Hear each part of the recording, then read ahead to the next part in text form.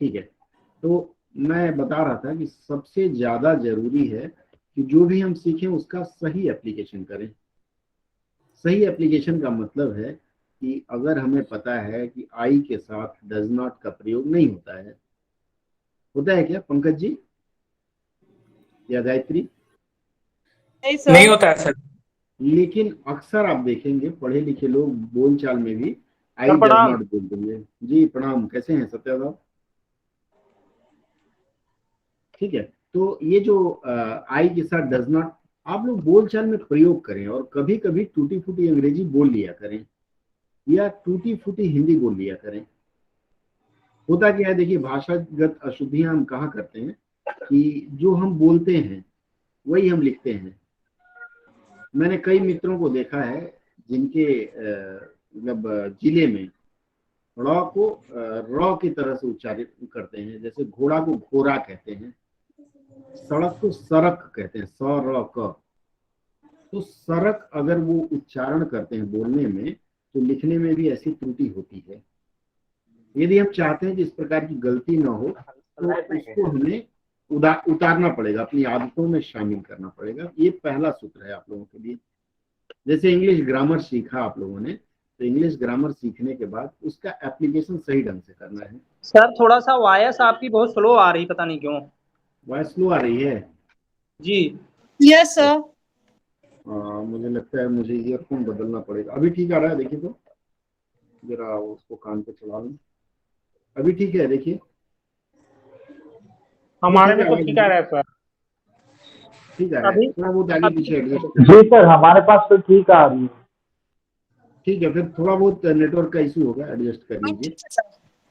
ठीक है, तो मैं ये बताने का प्रयास कर रहा था कि अगर सही उच्चारण नहीं करेंगे, तो हम लोग एस से लिखते हैं ना पेपर 2 में, वहां गलती करेंगे।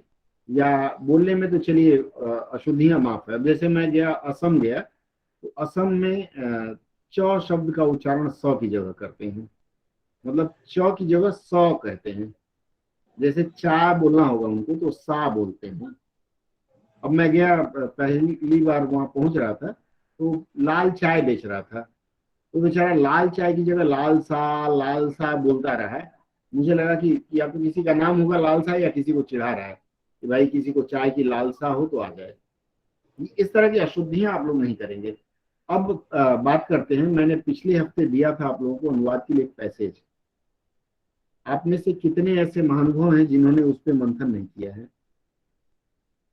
या कितने लोग हैं जिन्होंने उस पर मंथन किया है? कुछ किया है आप लोगों ने? Yes, no, very good, thank you, कुछ तो बोलिए। इसका सर इसका मतलब मैं मान लो कितने नहीं किया जी। सर क्या जो कह रही पहले हैं? करवाए थे किए थे सर। नेक्स्ट टाइम, हाँ प्रीवियस टाइम जो करवाए थे लास्ट टाइम। हाँ, पिछली बार कह सकती हैं हिंदी में भी, हिंदी समझ लेते हैं हम सविता जी।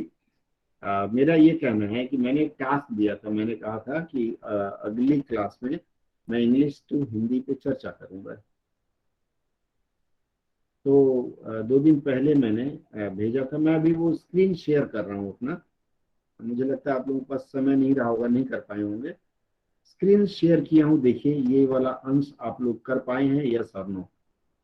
अगर नहीं कर पाए हैं तो फिर मैं टॉपिक चेंज करूंगा और फिर अनुवाद में दूसरी विधा सिखाऊंगा आपको।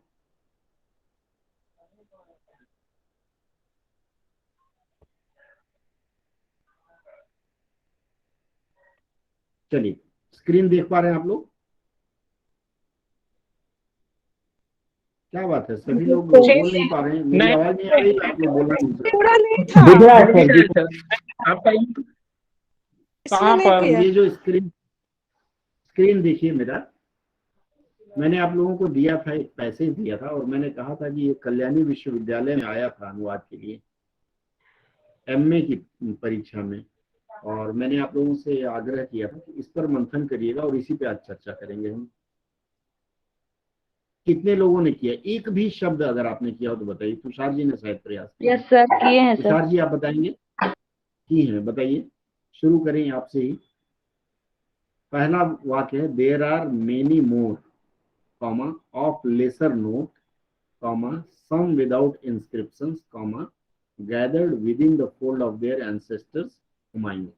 सिर्फ ये एक लाइन है, इसके 4 खंड है, हम उस पर चर्चा करेंगे। ठीक है, क्या किया है बानो मैडम, आप बताइए।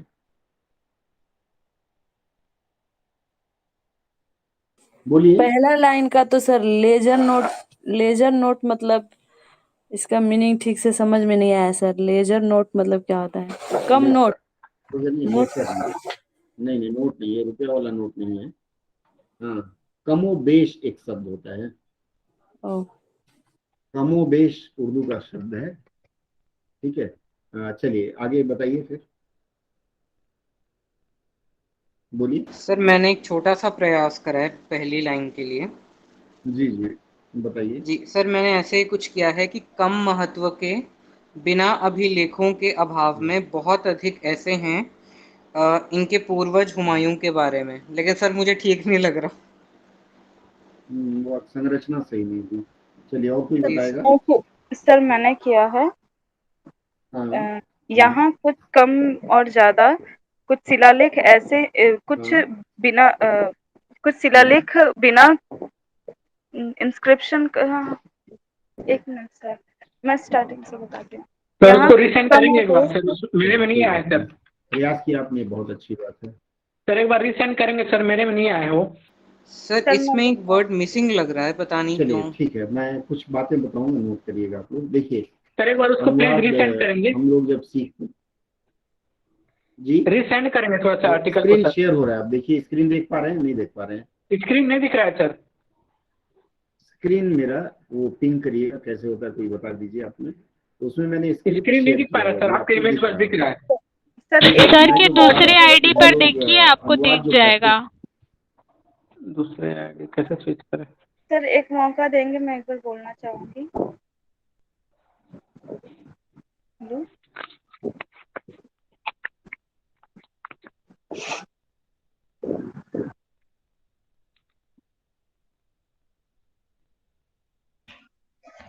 सर आवाज नहीं आ रही है।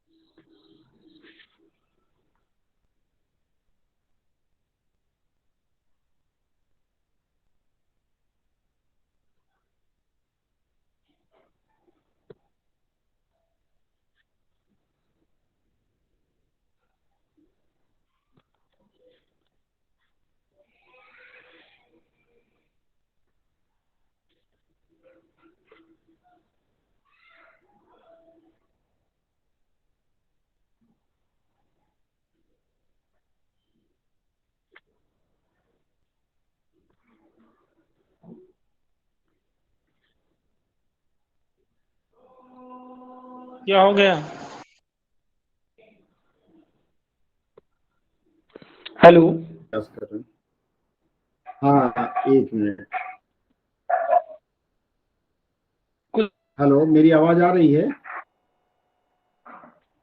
सुन पा रहे हैं? जी सर, आवाज आ रही है। तो कुछ नेटवर्क इशू हुआ था, मुझे लग रहा है मेरी तस्वीर नहीं आ रही। ठीक है, तो मैं बताने का प्रयास कर रहा था आप लोगों को कि हम लोग जो अनुवाद करते हैं, अनुवाद में पहली जो पीढ़ी है वह है सामान्य अनुवाद।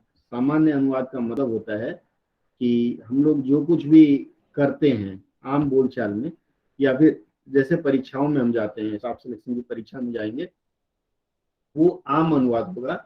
और उस अनुवाद में हमारे स्किल की परीक्षा होती है, और उस स्किल में ये रहता है कि आप भाषागत दोष नहीं करेंगे, ग्रामेटिकल एरर नहीं करेंगे, इस तरह की गलतियां नहीं करेंगे, और सही ढंग से अनुवाद करेंगे। पहला अनुवाद हो गया परीक्षा के लिए।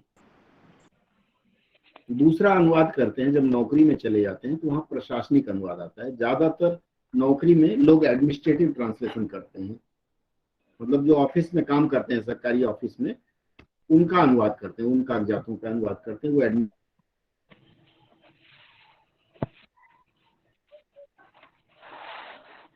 ट्रांसलेशन हो गया। फिर कुछ लोग जैसे कोर्ट वगैरह में चले गए, तो वो लीगल ट्रांसलेशन करने लगते हैं जो कोर्ट में है।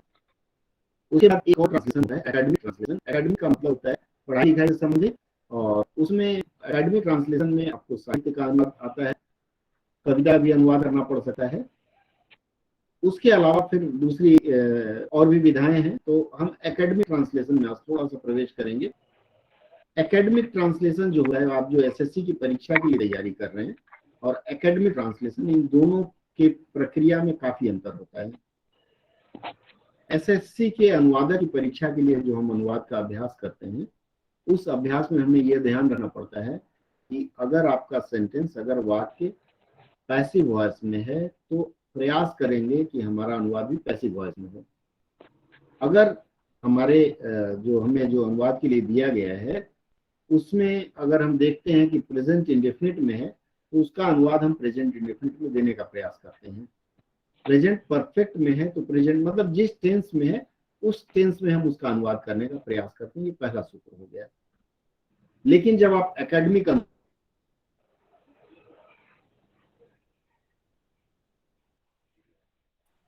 सर वॉइस नहीं आ रही आपकी।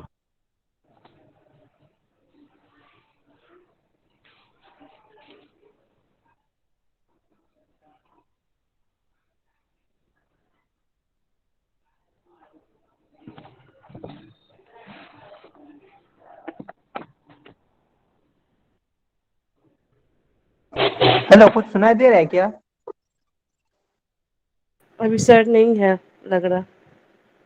नहीं दे रहा, सुनाई नहीं दे रहा है। नहीं, किसी को नहीं दे रहा है विजय ना? अभी कुछ बोल नहीं रहे, म्यूट है उनका।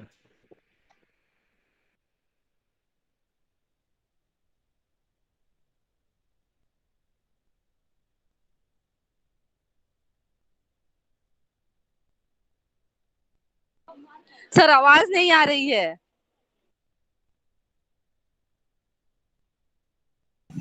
अभी रुक जाइए, सेटिंग कर रहे होंगे भैया, हो सकता है कुछ प्रॉब्लम हुआ होगा। हाँ हाँ, वैसे ही कुछ हुआ होगा।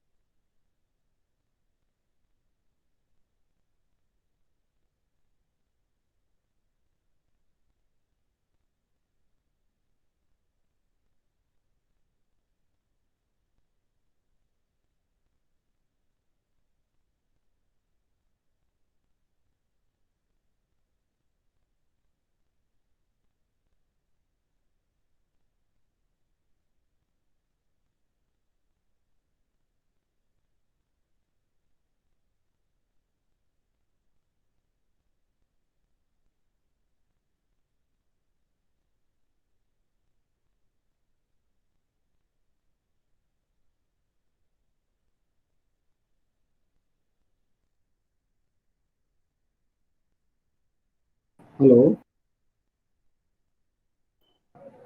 जी सर।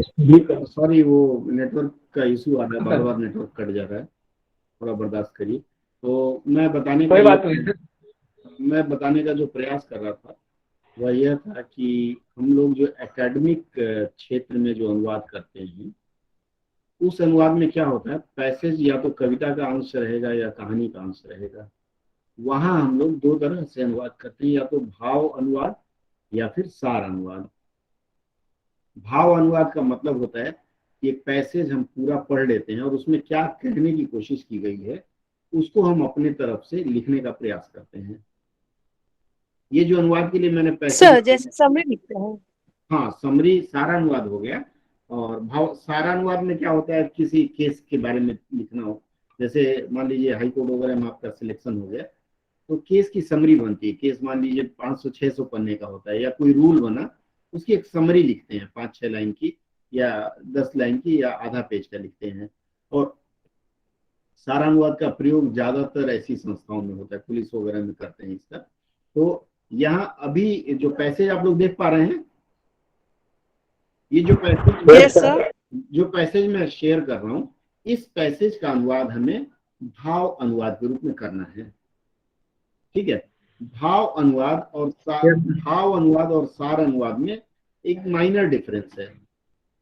सार अनुवाद क्या होता है, मान लीजिए 100 पन्ने की कोई किताब हो, उसको पूरा पढ़ने के बाद, जैसे आप सिनेमा देखने गए, 3 घंटे आपने सिनेमा देखा, घर आने के बाद किसी दोस्त को बता रहे हैं तो 10 मिनट में पूरी कहानी बता गए।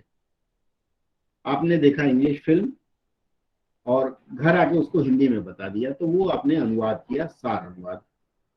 या आपने मराठी फिल्म देखी, उसका अनुवाद आपने हिंदी में करके बता दिया, वो हो गया सार अनुवाद। लेकिन यहाँ हम जो कर रहे हैं, ये आज जो हम करेंगे, ये होगा भाव अनुवाद।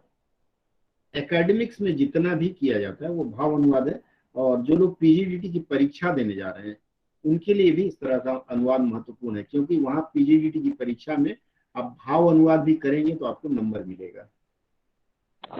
ठीक है, इस लिहाज से ये जो पैसेज दिया गया था, there are many more of lesser note, some without inscription, gathered within the folds of their ancestors, Humayun. मैं जब भी अनुवाद के बारे में आपको बताता हूं तो मैं शुरू से यह बताता आया हूं कि कोई भी वाक्य आपको मिलता है तो उसमें सबसे पहले सब्जेक्ट ढूंढना है, ऑब्जेक्ट ढूंढना है और फिर वर्ब ढूंढना है। ये जो वाक्य है इसमें सब्जेक्ट क्या होगा, बोलिए, प्रयास। देखिए, इसको चैलेंज समझ के लिया करिए। आप लोग अगर ये सोचेंगे कि अरे ये तो बोझ हो गया, चलो भाग जाओ, तब कष्ट देगा, फिर आपके अभ्यास का लाभ नहीं है। हमें इस वाक्य में कोई भी सब्जेक्ट मिलता है क्या, कर्ता मिल रहा है? बोलिए, कोई तो बोलिए, सविता आप बोलिए। हुमायूं। हाँ, हुमायूं कर्ता है क्या?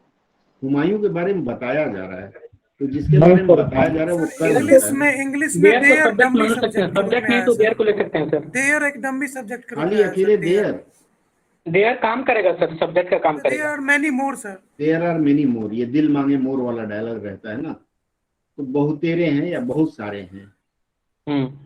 ठीक है, इसका अनुवाद अब मैं आपको पहला सूत्र बताया कि सब्जेक्ट ढूंढना है, नहीं मिला। दूसरा सूत्र मैं हमेशा बताता हूं कि बड़े वाक्य मिले तो जहां कॉमा है, सेमी कॉलन है, प्रीपोजिशन है, इंटरजेक्शन है या एंड हो, ऐसे जगह से उस वाक्य को छोटा छोटा कर लेते हैं। या सबसे आसान तरीका, जहां आपकी सांस रुके, देयर आर मेनी मोर, उसके बाद रुकना है, आप बोले नहीं जा सकते, कंटिन्यू नहीं कर सकते इसको बिना रुके, तो जहां रुके हैं वहां उस अंश का पहले अनुवाद कर लेंगे। देयर आर मेनी मोर का क्या होगा, बोलिए? बहुत सारे, बहुत सारे, या और भी बहुत है, बहुत और भी बहुत हैं, या बहुत ऐसे हैं। Of lesser note, of lesser note का, लेसर नोट जो शब्द है ये एक प्रकार का प्रोवर्ब है। लेसर नोट के लिए क्या आप लोग लिखेंगे? छोटे छोटे नोट, कम महत्व के, तुलनात्मक कम महत्व के। अच्छा, और अपेक्षाकृत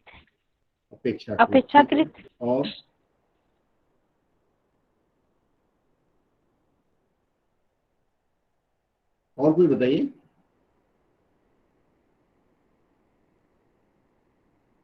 सर कमावेश, कमा नहीं, कमोबेश।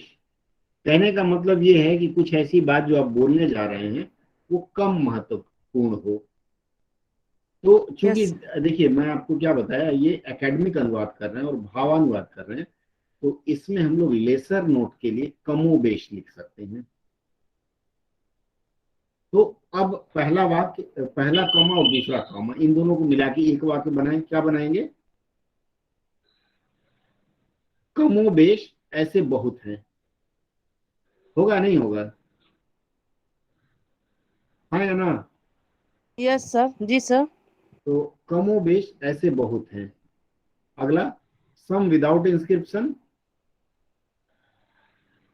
क्या होगा इंस्क्रिप्शन का?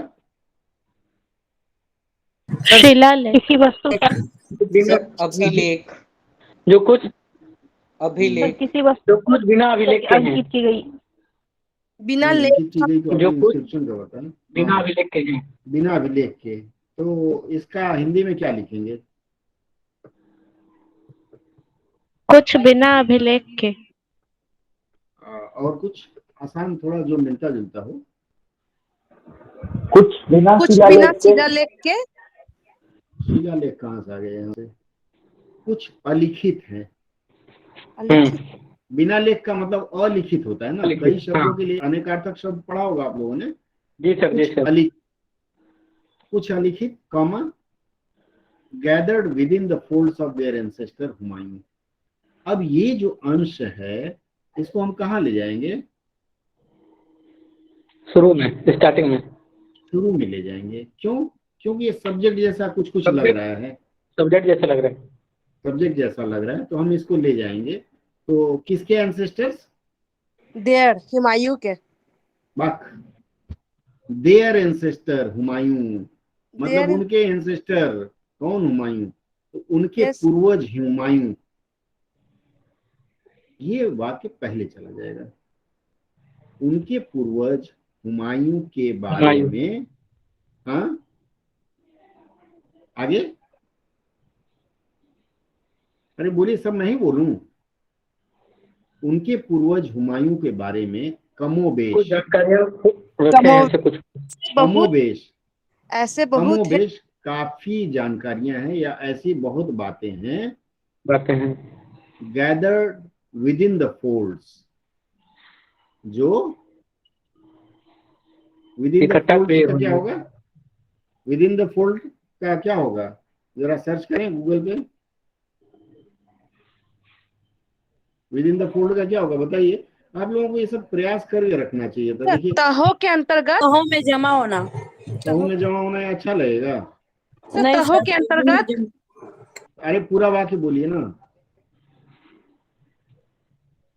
तहों के अंतर्गत परत किसके? परत में बोलिए। जमा होना। परत में जमा होना। यहाँ जमेगा परत में।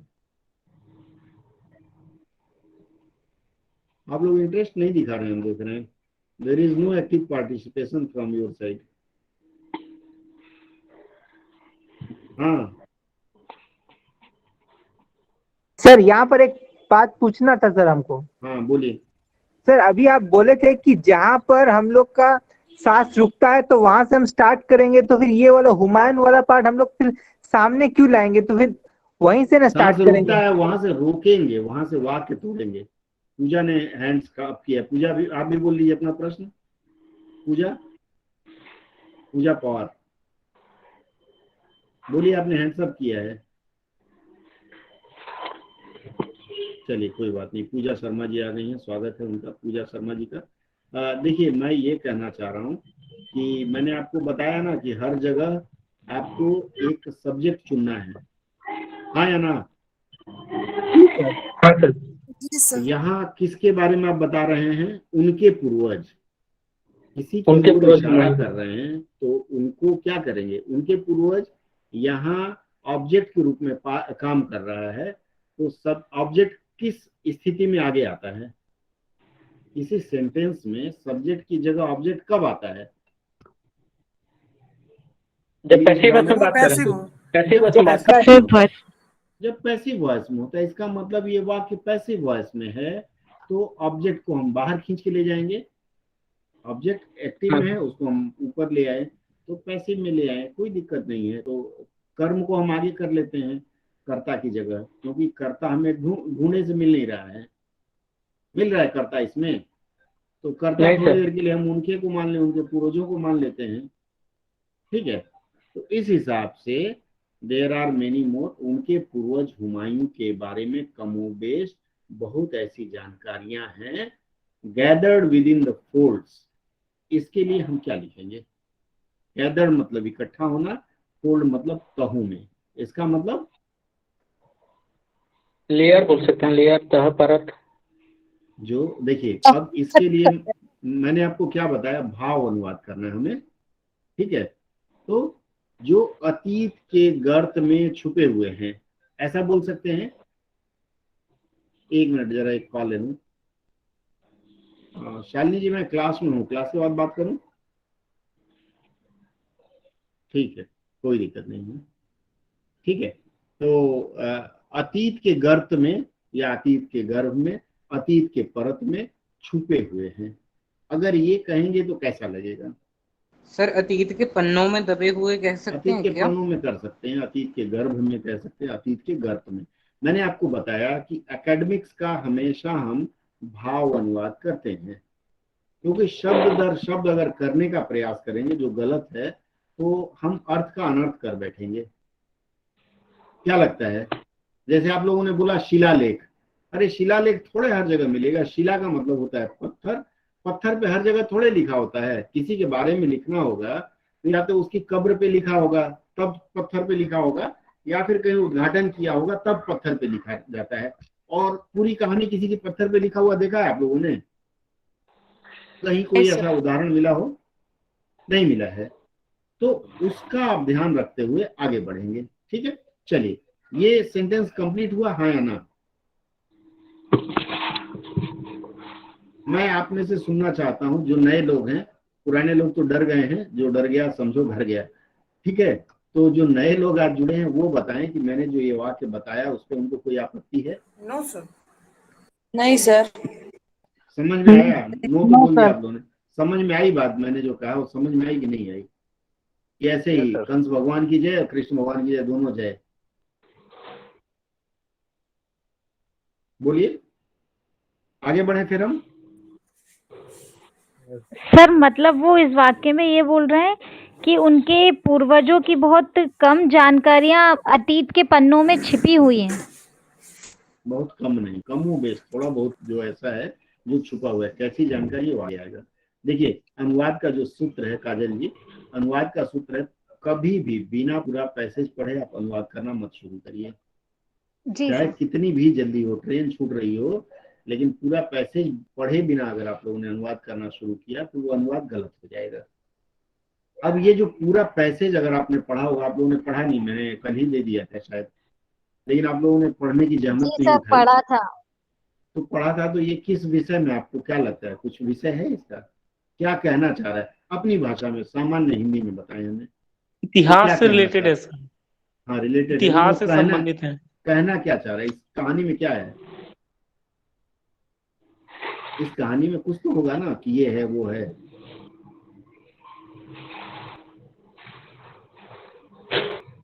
चलिए, कोई बात नहीं, आप लोगों ने नहीं पढ़ा। देखिए, इस कहानी में ये लिखा गया है कि हुमायूं के बारे में बहुत ऐसी कहानियां हैं जो लोगों को पता नहीं है। और इसमें ये भी दिखाया गया है कि जब कोई राजा मरता है तो उसका बड़े शान और शौकत के साथ उसकी शव यात्रा निकाली जाती है या उसकी अंतिम क्रिया की जाती है।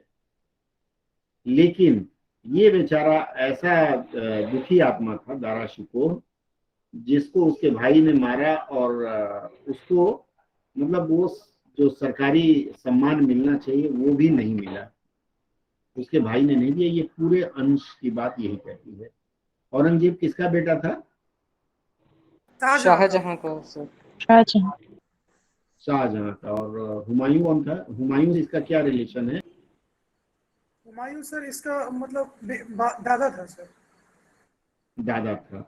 इसका मतलब ये है कि ये जो एंसेस्टर कहे जा रहे हैं तो हुमायूं से रिलेटेड ही कहानी है। हुमायूं के बाल बच्चे, बच्चे के बच्चे ऐसे जो आए हुए हैं उनकी कहानी है। जब एक बार पूरा आपने पढ़ लिया वो सार अनुवाद में चला जाएगा और फिर उसका हम लोग भाव अनुवाद करते हैं। अब अगले वाक्य में आते हैं। मुझे लगता है कि आप लोग समझ गए होंगे अगला वाक्य। It's a strange feeling of beds spread out on A summer night. मैं जहां रुक रहा हूं ध्यान दीजिएगा, डायरी हो तो डायरी में लिखते चलिएगा। It's a strange feeling of beds spread out on A summer night with the kind emperor sleeping in glory among many of those who waded to the throne through the blood of their relatives। बहुत अच्छा वाक्य और बहुत आसान वाक्य है। क्या होगा इसका? बोलिए, कोई तो प्रयास करिए। अरे आप लोग स्क्रीन नहीं देख रहे हैं क्या अभी? ऐसा तो नहीं स्क्रीन ना दिख रहा हो सर? एक्चुअली मेरे को अजनबी से एहसास था, समझ नहीं आ रहा है सर। एक्चुअली इंग्लिश में जो लिखा है ना, पर्टिकुलरली बहुत सारा, जैसे कितनी जगह मैं रुका हूं, आपने ध्यान दिया? क्या सर? मैं यह अजनबी सा आवाज था सर। चलिए यह मेरी अजनबी सी आवाज है। हाँ ठीक है, मैं कितनी जगह रुका हूँ फिर से मैं पढ़ रहा हूँ। आप लोगों ने इस पैसेज को लिखा है क्या, डायरी में नोट किया है? किसी ने जी लिखा सर। है? जी सर। जिसने भी लिया हो ना जी किया हो तो सर, लिखे, किए मैं हैं बोलता जा रहा हूँ, लिखना शुरू करिए। मैं जहां रुकूंगा वहां कॉमा लगाइएगा या फिर एक स्लैश डालिएगा, वहां पता चले वाक्य यहाँ कट रहा है। सबसे पहला मैं बता रहा हूँ, it's a strange feeling of beds. It's a strange feeling of beds, वहां से वाक्य कटेगा, स्लैश कर दीजिए। Spread out on A summer night, वहां से वाक्य कटेगा। विद द काइंड एम्पायर, वहां से फिर अलग होगा क्योंकि ये सब्जेक्ट हो गया। स्लीपिंग इन ग्लोरी, इसको भी छोटा कर सकते हैं। Among many of those, sleeping in glory, या फिर काइंड एम्पायर स्लीपिंग में, यहां अलग करिए। In glory among many of those, वहां से छोटा करिए। Who wedded to the throne, यहां से फिर वाक्य छोटा होगा। Through the blood of their relatives. ये 4 या 5 खंड में ये वाक्य बंट जाएगा। क्लियर है? कोई बताए, अरे प्रयास तो करिए। जी सर। मुझसे अगर आप लोग डरेंगे तो परीक्षा में क्या करेंगे? मैं तो यहाँ आपका साथी हूं ना, तो ऐसा तो है नहीं कि अभी थोड़े से ही थोड़े बाकी हैं, इसका मतलब आप लोगों के समकक्ष बैठ सकता हूँ। ठीक है, थोड़े बहुत तो बाकी है ना, दिख रहा है ना। तो प्रयास करिए, अपना समझ के बताइए, हमें शुरू करिए। कौन बताएगा? अजनबी सी एहसास था सर, ये अजनबी सी एहसास है एकदम। ये जो वाक्य आपने प्रयोग किया, अजनबी सा एहसास, बहुत अच्छा लगा मुझे। बाकी लोग भी इसको नोट करके रख सकते हैं। चलिए, अजनबी सा एहसास, ये इसको फिर मैं बदलूंगा, आपकी इस शब्द को भी बदलूंगा मैं। चलिए, अजनबी एहसास हो गया। आगे, जो उस बेड बहुत ही विचित्र अनुभव है। विचित्र अनुभव, बहुत अच्छा। और आगे, उस बेड से फैल रहा है, जब जो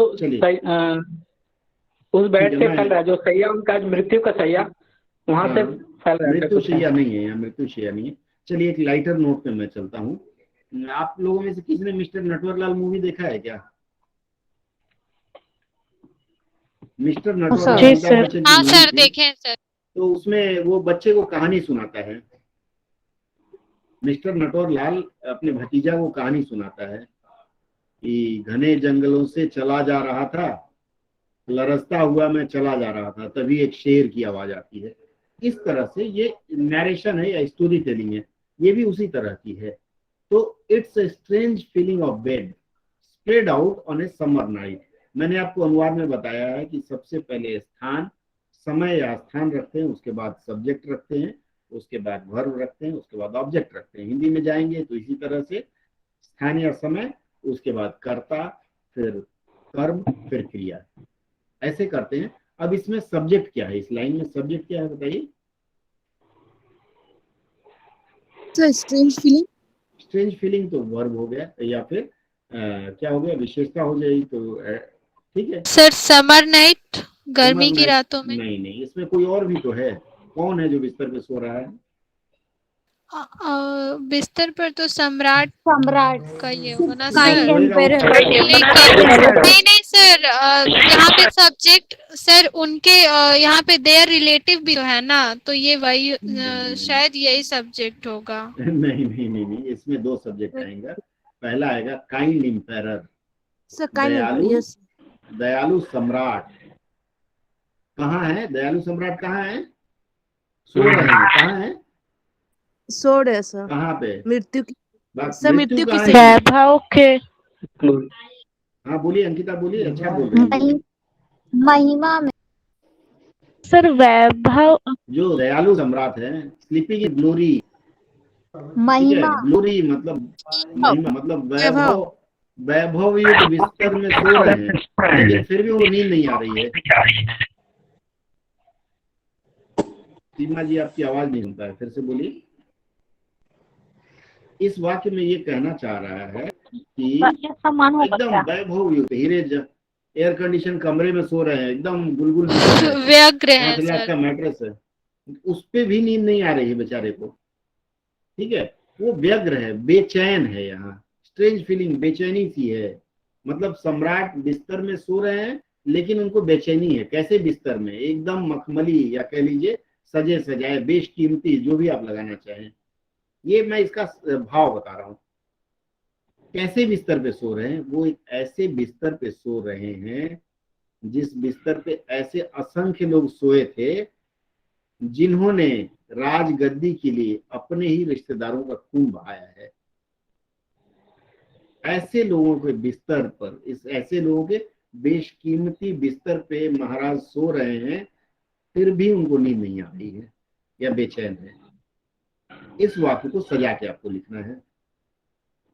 बताइए, मैंने जो बोला है उसी को सजा के आप लिख दीजिए। बोलिए। नहीं समझ पाए? चलिए, सबसे पहले इसमें हम आगे लिखेंगे a summer night. Summer night को गर्मी की रात या जाड़े की रात? गर्मी की रात। इसलिए मैंने मिस्टर नटवरलाल की कहानी बताई। हाँ, ये रात अंधेरी काली रात थी, घने जंगलों में चला जा रहा। उसने पहले समय या स्थान को, हाँ बोलिए। गर्मी की रात में एक अजनबी सा एहसास था, ऐसे लिख सकते हैं सर? गर्मी की रात में सम्राट, काइंड सम्राट मतलब दयालु सम्राट बिस्तर पर सो रहे हैं पर उनका मन व्यग्र है। या फिर बेशकीमती बिस्तर पर, गर्मी की रात में बेशकीमती या आलीशान बिस्तर पर लेटे होने के बावजूद दयालु सम्राट का मन व्यग्र है। ये इतना होगा, ठीक है। इस बिस्तर पर ऐसे असंख्य लोग सो चुके हैं जिन्होंने राजगद्दी की खातिर अपने ही रिश्तेदारों का खून बहाया। ये इसका हम भाव अनुवाद करेंगे, शब्दशः अनुवाद नहीं हो पाएगा। क्लियर हुआ? नहीं हुआ? आगे बढ़े। सर रिपीट कर दे भैया। मैंने ये बताया कि गर्मी की रात में बेशकीमती बिस्तर पर या बहुमूल्य, जो लिख लें, ठीक है। सर हम बोले? हाँ बोलिए। गर्मी की रात में दयालु सम्राट आलीशान बिस्तर पर सो रहे हैं पर उनका मन व्यग्र है। इस बिस्तर पर ऐसे असंख्य लोग सो चुके हैं जो अपने रिलेटिव को क्या बोलते, अपने परिवार का खून, अपने रिश्तेदारों का खून बहाकर, जिन्होंने राजगद्दी के लिए अपने रिश्तेदारों का खून बहाया। बहुत बढ़िया आपने पकड़ा है, ठीक है, क्लियर है। आगे बढ़े। The last rights, the last rights, last right को क्या कहते हैं सर? अंतिम क्रिया। हाँ, मोबाइल आप लोग यूज करते हैं ना? अंतिम संस्कार सर। हाँ, मोबाइल आप लोग इस्तेमाल करते हैं कि नहीं? जी सर। व्हाट्सएप में एक शब्द आता है लास्ट सीन एक्ट, क्या लिखते हैं उसको? अंतिम दर्शन। जी सर। ठीक है, क्या नहीं। अंतिम दर्शन मतलब वो बेचारे दर्शन के योग्य नहीं रहे।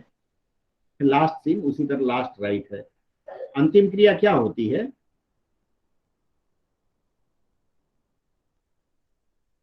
Last rites of murdered princes were generally adhered to, यहां से अलग हो जाएगा, एंड है तो अलग हो जाएगा, and they were laid to rest in the family graveyard. बोलिए क्या होगा, बताइए। मर्डर का मर्डर नहीं जानते हैं आप लोग? हत्या। मर्डर्ड प्रिंसेस के लिए क्या लिखेंगे? राजकुमारियों की हत्या। राजकुमारियों की हत्या। अच्छा सर, मारे गए राजकुमार, मारे गए राजकुमारों के अंतिम संस्कार। The last rites of murdered princess. Sir princess है ना? प्रिंसेस मतलब राजकुमारियां। यस सर, प्रिंसेस मतलब राजकुमारियां हैं सर। यहाँ पे तो प्रिंस है। नहीं सर, राजकुमार होगा। राजकुमार होगा सर। बहुवचन है ना, इसलिए प्रिंसेस लिख दिया है। यस ठीक है, तो मारे गए राजकुमारों के, या राजकुमारी लिखना तो वो लिख लीजिए, राजकुमारों के अंतिम संस्कार वेयर जनरली एडहर्ड टू, इसका प्रिंस का प्लूरल है। हाँ चलिए, वेयर जनरली एडहर्ड टू, एडहर्ड का क्या होता है सर? संबंधित। अंतिम संस्कार किया जाता था। अंतिम संस्कार मनाया तो नहीं जाएगा ना, ये दिवाली छठ थोड़ा है, नहीं नहीं, एडहर्ड मतलब मानना होता है, तो अंतिम संस्कार मनाना कोई दिवाली छठ पूजा थोड़े है, उनका अंतिम संस्कार किया जाता था। ठीक है, जनरली के लिए अमूमन या सामान्यतः मारे गए या ऐसे राजकुमार जिनकी हत्या हो जाती है उनके भी अंतिम संस्कार किए जाते थे, सामान्यतः उनके भी अंतिम संस्कार किए जाते थे। एंड और they were laid to rest in the family graveyard. Laid to rest मतलब, लेड टू रेस्ट का क्या होगा? दफनाया जाता था। बिल्कुल सही आपने कहा, उन्हें दफनाया जाता था। कहाँ दफनाया जाता था? इन द फैमिली ग्रेवयार्ड। ग्रेवयार्ड क्या होता है? कब्र। फैमिली मतलब पारिवारिक कब्रिस्तान में। अब जैसे दिल्ली में कई ऐसे कब्रस्थल है जो एक परिवार के लिए अलॉट कर दिया गया है, ठीक है, कई हैं, नेताओं के परिवार वो लोग खरीद के रखे हैं। प्रिंसेस, बिल्कुल एंजल ने सही बताया, डबल एस होता है तब राजकुमारी होती है। तो इसका क्या होगा? मैंने आपको इशारा कर दिया बाबा, the last rites of murdered princes. देखिए, स्टाफ सिलेक्शन कमीशन के पेपर 2 में इस तरह का पेपर आ सकता है। लेवल ऑफ डिफिकल्टीज धीरे धीरे बढ़ाई जा रही है, और अगर आप लोग अभी से ऐसे वाक्यों के अनुवाद का अभ्यास नहीं करेंगे तो फिर पेपर 2 अच्छा स्कोर, देखिए इस बार बहुत कम ऐसे लोग हैं जो 120 पार कर पाए हैं, और बहुत अच्छा अनुवाद करने वाले लोग नहीं कर पाए हैं। तो जरूर प्रयास करिए, मैं जो होमवर्क देता हूँ उसको करके रखिए, 2 दिन बाद हम चर्चा करेंगे उस पर, नहीं तो फिर लाभ नहीं है ना। मान लीजिए आप न करें, सिर्फ भागवत सुन के चले जाएं, प्रसाद भी ना पाए, तो ठीक नहीं है। चलिए आगे हम बढ़े, या कोई बताएगा इस वाक्य को संशोधित करके? जी सर। बोले? हाँ बोलिए। जी सर, सामान्यतः मारे गए राजकुमारों का अंतिम संस्कार किया जाता था और इनके पारिवारिक कब्र में इन्हें दफनाया जाता था। कब्रिस्तान। कब्रिस्तान सर, पारिवारिक ठीक लगेगा? हाँ, इनके पारिवारिक या खानदानी लिख सकते हैं, खानदानी नहीं है, इनके पारिवारिक लिख सकते हैं। ठीक है, और कोई बताएगा? पूनम आज एकदम खामोश है, पूनम सविता बोल नहीं रही, इसका मतलब है कि मम्मी ने डांटा है कि पढ़ती लिखती नहीं है, तुम लोग खाली टपर टपर करती है। सर बोले? पूनम यही हुआ है ना? हाँ बोलिए। सामान्यतः मारे गए राजकुमारों के अंतिम संस्कार किया जाता था और उन्हें उनके पारिवारिक कब्र में दफनाया जाता था। ठीक है, first class. But there was exception like Dara Shikoh, who was denied the ritual funeral bath by his austere brother Aurangzeb। क्या होगा इसका? बोलिए। लेकिन दारा शिकोह के तरह कुछ अपवाद भी थे। नहीं, दारा शिकोह बट पर कुछ दारा शिकोह जैसे कुछ अपवाद भी थे, कुछ के साथ अपवाद भी था उनको, but there was exception like, कुछ दारा शिकोह जैसे उनके अपवाद भी था। क्यों? Who was denied the ritual funeral, मतलब जिनका पारंपरिक संस्कार नहीं किया गया, अंतिम संस्कार नहीं किया गया। by his austere का क्या मतलब होता है सर? कट्टर। ओन ब्रदर सर, कट्टर कह सकते हैं। ठीक है, ऑस्टर का अंग्रेजी देखिए जरा, गूगल बाबा क्या कह रहे हैं। सर इसका वैसे मतलब बहुत जरूर हो गया, मैं हिंदी से उसमें निकाला। क्रूर, कट्टर या क्रूर? कठोर सर, क्रूर ज्यादा अच्छा। निर्दयी या कट्टर? क्रूर लिखिए, जिन्हें उनके क्रूर भ्राता औरंगजेब, आगे बोलिए, who was denied, औरंगजेब द्वारा उनका मतलब अंतिम संस्कार करने से मना कर दिया गया, मतलब नहीं किया गया था। करने से मना कर दिया गया या फिर नहीं किया गया? नहीं होगा, डिनाइड है ना, तो मना कर दिया गया, वंचित कर दिया गया सर। बहुत सुंदर, वंचित कर दिया इनकार कर दिया, इनकार नहीं, वंचित कर दिया गया या फिर उनको करने, उनका होने नहीं दिया गया। ऑस्टर के लिए क्रूर लिखे सोनू जी, ठीक है। मुझे लगता है आज जो मैंने चर्चा किया उसके लिए आप लोग मानसिक रूप से तैयार नहीं थे, और ये भी मैं देख रहा हूँ जिस दिन अनुवाद पे चर्चा होती है उस दिन आधे लोग गायब हो जाते हैं, ठीक है। मेरी मानिए तो पेपर 1 की तैयारी के साथ साथ पेपर 2 की भी तैयारी चलती रहे तो ज्यादा अच्छा है, क्योंकि कई ऐसी परीक्षाएं हैं जिसमें एक ही दिन दोनों पेपर हो जाता है, इवन IBPS में, तो वहां आपको नुकसान हो जाएगा। अगर आप सोचेंगे कि करना है तो गड़बड़ हो जाएगी बातें, ठीक है। तो आज के इस कथा में कोई प्रश्न हो तो बताएं मुझे। सर पहले पैसे दिया जाता था ट्रांसलेशन के लिए, अब छोटा छोटा ही दिया जाए, मेरे समझ